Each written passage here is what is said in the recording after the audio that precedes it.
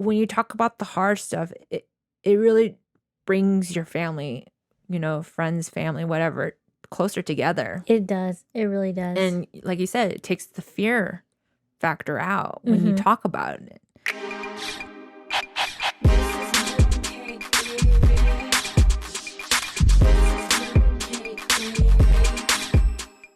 I don't know if I mentioned before, but on the podcast at least, but I know I mentioned to you outside the podcast, but like I have like a coach now, right? You mentioned no, you mentioned to me. You never not on the podcast. Tell us. Tell me what's going on. So it's good. I mean, so far I just have my first technically it's my first session, but with a life coach. Yeah, is it life? I guess you would say life coach, Business coach? Because they don't just do job. He doesn't just, at least this person, he doesn't just focus on... It is a life coach. Yeah, life coach. Yeah. Because they don't just focus just on job. They focus on every part of your life. Or the parts of your life that you want to focus on. And this was gifted to you, right? I mean... You can say it's gifted. It's gifted to me, but I feel the need to pay this person. But this is a really good friend of mine that is my coach. And so I'm just, I'm at a point where I'm just kind of really just putting myself first and learning about myself. And, like, I guess his job is to help me figure out what it is that I want for myself. And then materialize that and then taking the necessary steps to accomplish it. Are you on your second session or how many sessions have you done? I'm on my first. Oh, you're still on your first. I'm on my first session, but we had a discovery session before that. Oh, okay. So discovery and then first session. So it's 2 meetings. The first meeting, the initial meeting is to really just get an idea of like who I am as a person, how do I see things, my perspective, and then him understanding like what kind of coaching style works best for me. Interesting. So that's called discovery session. And just like, just getting to know each other better. But like this person knows me because he's a good friend of mine, but obviously doesn't know me like where it comes to like, letting him know about my depression or like things like that. Like, wow, this is an interesting like experience as even yes, as a client, but at the same time as a friend. Yeah. He's going in depth. Yeah, exactly. So it's like, you in order for me to progress and everything, I have to share those dark thoughts too, those dark moments too. And so, luckily he is a good friend of mine. So, but he doesn't know those parts of me. Of course, he's like acting professional. Yeah, but when is he allowed to personally react? Yeah. You know what I mean? Like, do you? It's funny. It's funny because at some points you're just like, is this my coach or is this my friend? Yeah. Who am I talking to right now? Are they both? Yeah. But aren't they both? Yeah, they are. They were both. But it's funny because I think he at some points he'll be like, at least towards the end, he's like, all right, this is me taking off my coach hat and putting on my friend hat. Okay. That makes it clear. I like that. Hey, just so you know, blah, blah, like he'll tell me all these things. And I'm like, okay. I'm like, that helps me. I'm like, okay. So, but yeah, I'm not going to go into it because like, obviously everything I say is very personal and confidential.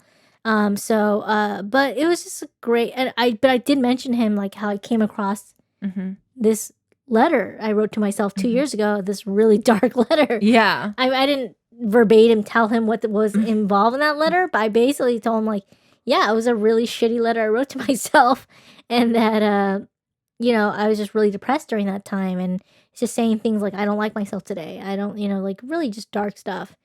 And I think at least for me, for out of this, I mean, it's for the next 6 months. I'm being coached. Oh, wow. That's so nice. Yeah, it's like once a month. For the next 6 months? That's it's like a once a month check-in. Yeah, and that's great. Everything.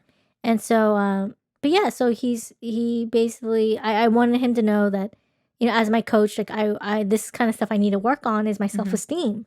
Like, how do I rebuild that? How do, if it's possible, like, how do I start doing that? Like, feeling just, not just feeling more self-confident. I'm more self-confidence in myself. and all that. And yeah, and then so we had a good talk about it, and Fate. yeah, it feels good. It feels good to have just a talk. life coach. as a Yeah, just friend. talk about it, and just to kind of work out the whole like thing, and just kind of like where I'm at and what I want out of this, and for myself, and then we were able to come up with like next steps of what like to a do. structure. Yeah, like structure. A, Like what like like advice of what to do next, and what are the things I should do. Yeah. And it's So he's kind of like organizing, structure. Yeah, exactly. My like thoughts thoughts and the steps to get to your goals. Yeah, and my goal is to find more fulfillment, right? I think, sometimes, when I'm really down, I just get lost in like Overwhelmed. yeah, just overwhelmed and everything, and I'm like, sometimes it's like hard to get out of bed, or these kind of moments, and it's like, all right, well, what can I do to fill up my time with things that are more productive? And so, I always want to be a mental health advocate. So I want to volunteer more at like a mental health agency or something like that, organization, somehow volunteer and help out. Just do certain things, and then like put a routine schedule, like stick to a routine schedule, like with my health and everything, like get back into maybe like not just walk, but like do a little light jog sometime in the day, or yoga or whatever, meditation, just like things that are like self-care, not just like, oh, work and that's it, and that's my agenda for the day. Because then, you have other parts of you that needs like attention. So I just realized like maybe the reason why I'm feeling down or have felt down in the past is because I'm not really fulfilling my potential, and I'm not doing things that I want to do, which like is an indicator. Yeah, an indicator, like basically like things to help me realize like what I want to do that makes me happy, basically. And I think the things that make me happy is when I'm helping others, right? Yeah. That's one of the things that bring me joy, or to be around people.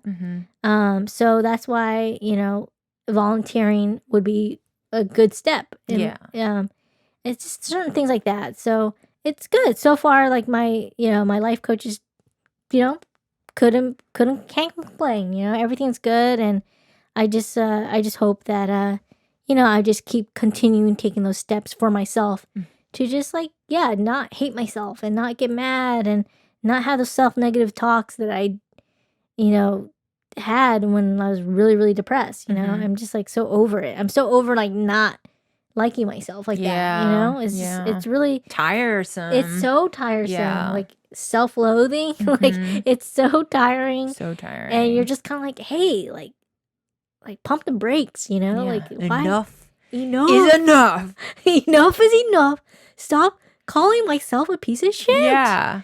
I'm just over it. And so I'm just rebuilding that self-esteem again.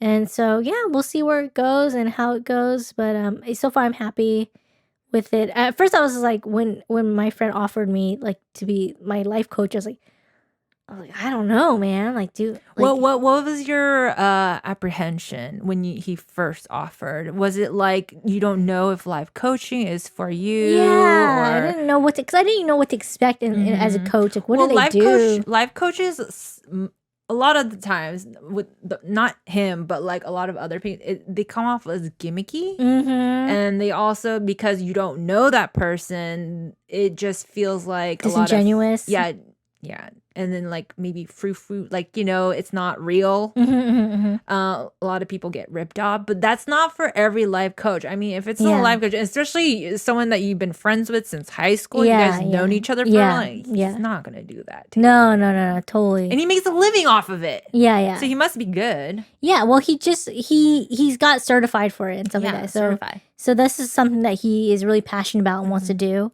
And I know him like as a friend and everything, and I know that he's a really good person. He's a really good person, and his personality is the perfect kind of personality as someone who's very empathetic, who really cares about people, and is a perfect personality for someone as a life coach, as a like a supportive person. Yeah. So I'm like, all right, like of all people, like to be a life coach. I could definitely see him as being one, like a good one. And so we'll see. And he's like, yeah, like, he's like, would you consider like, being one of my clients? And, and see, like, I always talk to you about how coaching has really changed my life, and changed me. And now you can, kind of see, I can put my words to action. You can see me as a coach. And I'm like, okay, sure. Like, let's do it. Like, you said yes. I said yes to it. At first, I was kind of like, I wasn't sure at first. I was like, I don't know. Because I didn't know what to expect. I really don't know what to expect. But I was like, you know what? What's the harm? Right? Yeah. What's the harm?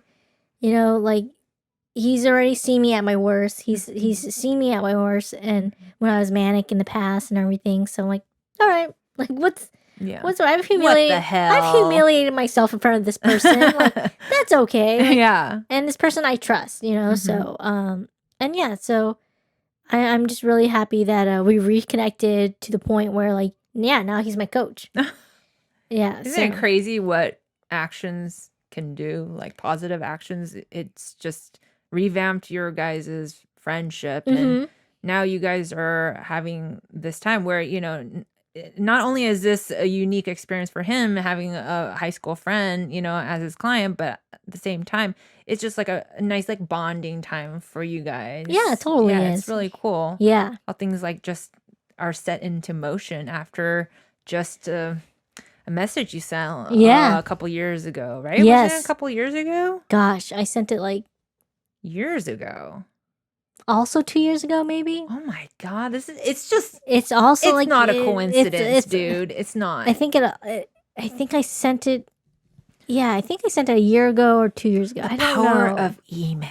The power of email. Like power email, and then you finding your email. Like, I mean, if that was a letter, that might have been lost somewhere. Maybe you could have thrown it away, but it's just, it was in your email. Yes, it was in my email that I sent to myself, and yeah, it's pretty heavy.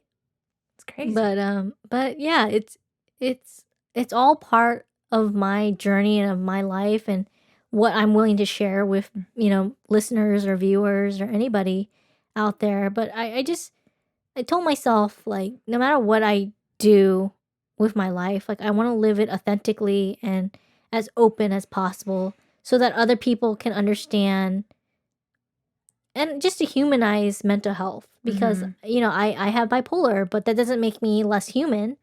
If anything, that makes me more human. And it shows me that, like, I just feel like a lot deeper in certain aspects. And so I experience emotions a lot more extreme. And so by sharing this, I just hope that people understand, hopefully get an understanding of bipolar more and of mental illness, and also just hopefully get empathy and other people understand to the point where if they're going through themselves or if they themselves know somebody who's going through a breakdown or anything like that, that no, that's mine. Oh, sorry. No, it's okay. That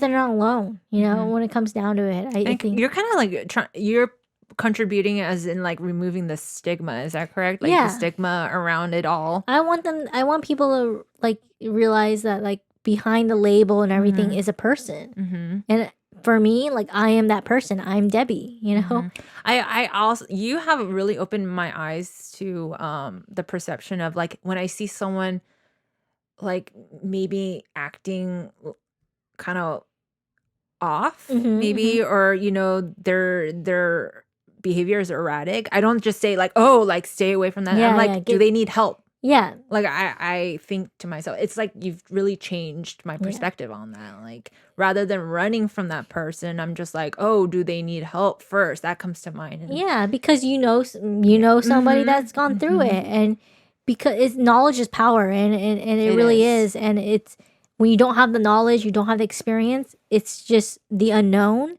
And the unknown, you're afraid of the unknown. You're afraid. So people, I totally get it. If people like get kind of scared and they just run away or they get locked, they just don't know what to do. But when you have time to reflect and you have time to understand something on a deeper level, you don't meet it with fear anymore. You meet it with grace, and you meet it with concern and you just want, like, does this person need help?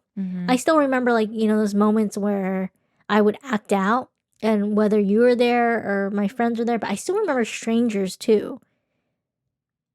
Yeah, of course there are people who are afraid of course, but I still remember the few strangers here and there. Just, I don't remember their face quite really or anything like that, but I remember it was in New York or somewhere, and I was acting out a little bit, and I just remember this woman asking us and asking everyone around me, like, during our New York trip. Yeah. Does she need help? Yeah. I still remember that. And it was just a concern, like, does she need help? Yeah. And I still remember that, like, those moments, like strangers, like, they could just totally ignore me and just walk away, but those moments of, like, sincerity, and they truly, like, really want to know, like, does she need help? Is she okay?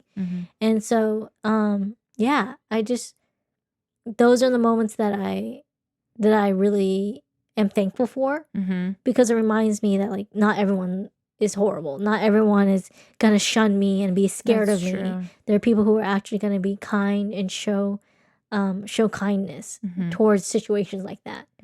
And so I'm just really thankful that, that I'm here, that I'm present, that I'm just doing my best to be proactive and not fall back into that headspace again. So that's kind of where I'm at the moment. And it's not perfect. I definitely have, I'll admit, I definitely have my down moments, but overall it's definitely not, I mean, you can attest to that. Like, it's definitely not as bad as it has been. Oh yeah, definitely. So I think truly, like, talking about, like, talking about it really does, man, it's just like, so simple, but yet it's so hard for so many people. And it was hard for us at one point. Yeah.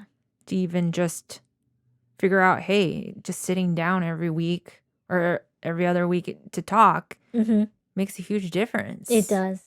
And I feel like, hopefully people that listen to this might want to do the same thing with their friends, not just talk about the good times or, just party and stuff. Like, friends are they're your support system next to your family. I mean, like, some people, they only have friends.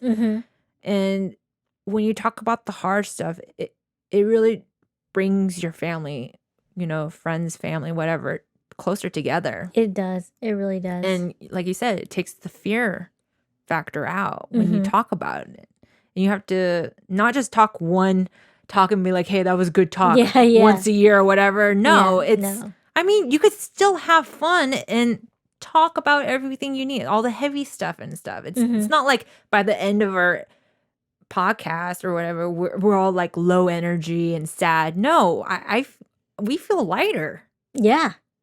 That's the thing. Like, it's by sharing these what might seem like really Debbie Downer moments, or it's like, it's almost like a, I don't want to say confession, but it's like, it does feel like you're, like, sharing this, like, thing that's supposed to be taboo and like, oh, nobody's supposed to know about it. You're supposed to keep it to yourself. Yeah, it's strange. I think that's a very strange way of thinking. We've been conditioned in our culture, to keep everything secret. I mean, I feel like that's why there was so much fear back in history, is because no one really wanted to talk about this stuff. I mean, like, think about just, like, even, like, just simply just being gay. Couldn't talk about it. Just simply because you couldn't talk about it, so many lives were taken, destroyed, so many violence happening around it. It's just like, man, look how beautiful it can be now. Like, I feel so grateful to be able to witness the change that it has in the last, like, within 30 years of our lives. Like, we had a taste of each side, like, when it was still a little bit like, you got to keep it down, to the point now it's just like, you see it on TV, it's becoming normal, it's really embraced. It's really being embraced. And I get the goosebumps thinking about that. It's just like, it just shows, like, if you could change that, and especially, like, even racism and stuff. I know it's still there. There's still people with deeply rooted, but, like, there's change, there's progress. there's progress, and I think it shows possibility for any other area. You know, people And like the first mental thing, awareness. And yeah, stuff the like first that. thing is talking about it. Talking about it. Whatever issue, topic that is, racism, whatever. It's like you just have to talk about it and share your experience with it, so that other people who haven't experienced it can hopefully understand it, or at least, if not understand it, at least know that it exists, and like, oh, I had no idea. Like maybe they'll never completely understand what it's like to go through, you know, experience racism or experience a mental illness or anything like that. But at least by you telling your story, by you sharing, by at least me sharing, people will at least, you humanize this person and just be like, hey, I have bipolar, but I'm still a person. I have dreams. I'm still a human. And like, I shouldn't be treated differently just because I have this diagnosis. I think in anything, you contribute even more because you've gone through it yourself. You're able to connect with people that don't feel like that same connection with maybe a doctor or a therapist or that's never gone through it. You are saying like, hey, I've gone through it. You are proof that it's possible to go through it as dark and deep as you have been in it all. I mean, if you guys haven't heard, you know, you guys should check out our other podcast because Debbie goes into full depth about some of her experiences when she's at her lowest point, you know. I wouldn't say lowest point. It was just a dark time at the time. I wouldn't say lowest, you know, because every experience I feel like is an experience, right? But yeah, you are living proof that you just kind of need to just work at it. Sit through it. You know, hold on. Yeah. And that's accept what it. Accept it. Yeah. Hold on and just realize that, like, and just really lean on that support system that you have around you, because you really can't do this alone. At least that I know of. Like, I could not do this alone, like dealing with my mental health and everything, all the struggles I've been through. You kind of told me when you were in a support group, like there's people that don't have family or friends. And you were telling them, like, they were talking about, like, I don't know how to, you know, pay my rent this month. And it's just like, you just imagine going through all that, or they're in an abusive relationship on top of all that. I'm just like, oof, like, damn.